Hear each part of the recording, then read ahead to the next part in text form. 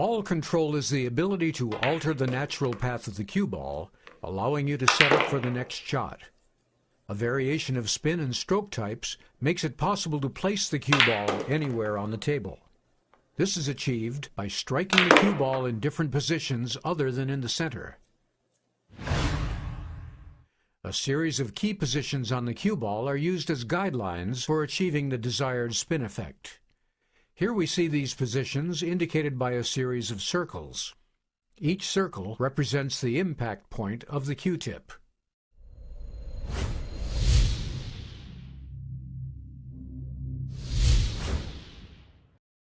The stun shot, sometimes referred to as the stop shot, is used to eliminate any forward movement on the cue ball after it makes contact with an object ball. In this situation, the 6 ball sits directly in front of the side pocket. Since the shot is straight on, a stun shot is the perfect solution to avoid a scratch.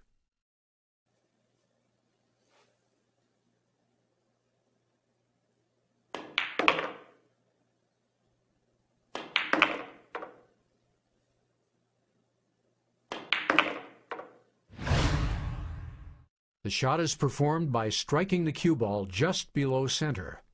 This causes the cue ball to slide along the table instead of rolling naturally.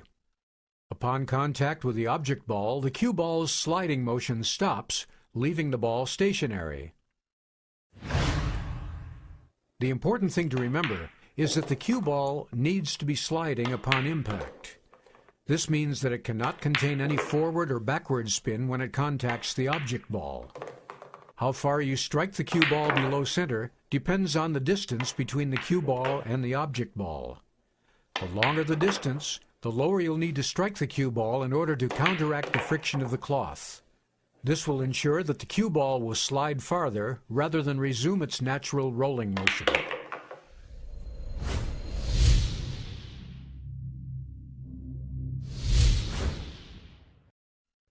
Returning back to our example, we've set ourselves up for an easy shot on the 7 ball, which now sits straight out from the corner pocket.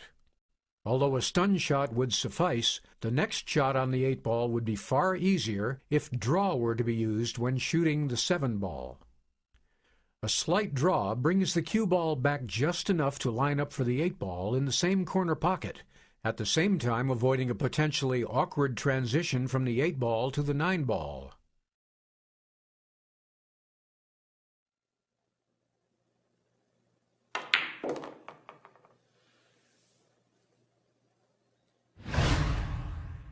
The draw shot is executed by striking the cue ball near its bottom edge. The cue ball actually spins backwards, even though it is sliding in a forward motion. Upon contact with the object ball, the spin changes the cue ball's direction, altering its natural path and bringing it back towards the player.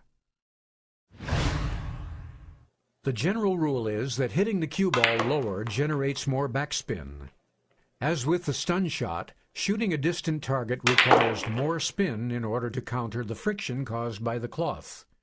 Be wary of striking the cue ball too low.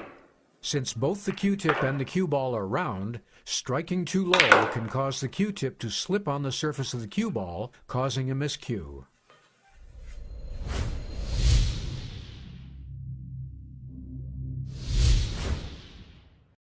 Returning back to the example, the cue ball is now placed nicely for the 8 ball.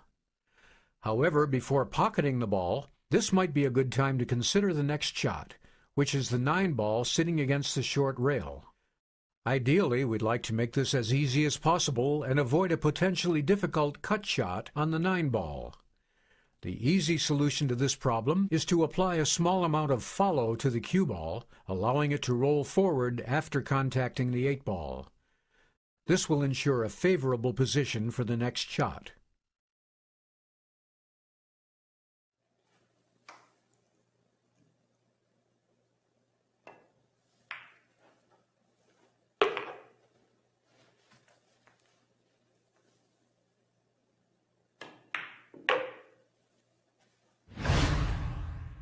The follow shot is achieved by striking the cue ball above center.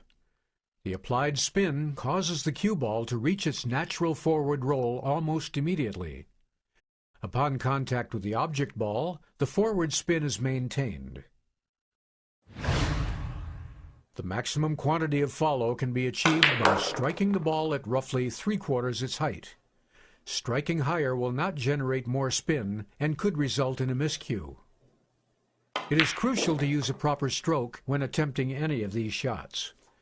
Failure to follow through on the stroke will punch the cue ball, reducing the amount of spin. Keeping the cue stick level to the table is also vital to a proper follow-through, as it helps keep a clean contact between the cue ball and the cue tip. Elevating the cue stick to increase draw is a common error and should almost always be avoided. All three shot types are essential to the game of pocket billiards. As with everything, a clear understanding combined with lots of practice will help to make these shots easier. Within a short period of time, you'll find yourself using these new principles every time you approach the table.